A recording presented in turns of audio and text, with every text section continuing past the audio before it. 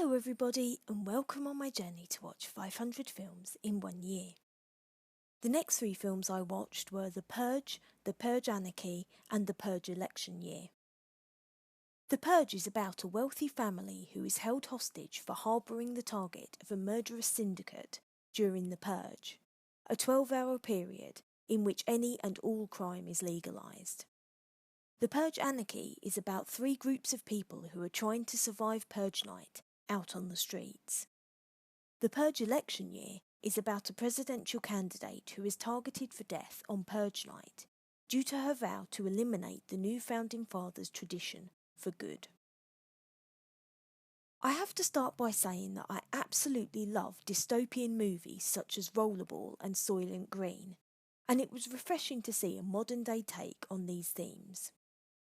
The Purge is set in 2022, and it has a story arc that makes sense, action that is completely riveting, and a theme which is really thought-provoking. You can't help but put yourself in the character's place, and even though the audience is expected to suspend their disbelief a little in terms of what happens, the antagonists are genuinely frightening, and you can't help but worry that something like this could happen with the way certain people in America are behaving at the moment. The Purge Anarchy cleverly shifts the focus from inside a family home out onto the mean streets of America and examines the socio-political effect of the ritual on the country. I especially liked the way people's reasons for purging were examined in greater detail, and the fact that Frank Grillo's character, Leo Barnes, is introduced. The Purge Election Year again moves off in a completely different direction, this time focusing on people who feel the purge is an abomination. Some of the purgers chilled me to the bone, especially the schoolgirl dressed up in a princess dress, played superbly by Brittany Mirabile. The end scenes do go a little bit off the boil, but as a whole, I felt this chapter of the franchise held up against the other 2 films.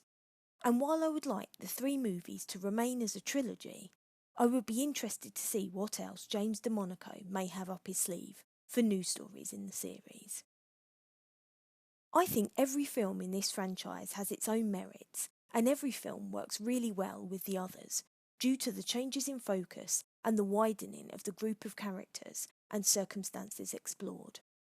There are so many places the franchise can be taken, and I honestly think it's one of the best horror concepts of recent years. A never-ending thumbs up for all of these movies from me. Please join me for my next review, where I'll be talking about The Bling Ring, written and directed by Sofia Coppola. Thanks for taking the time to listen, and I hope to hear from you soon.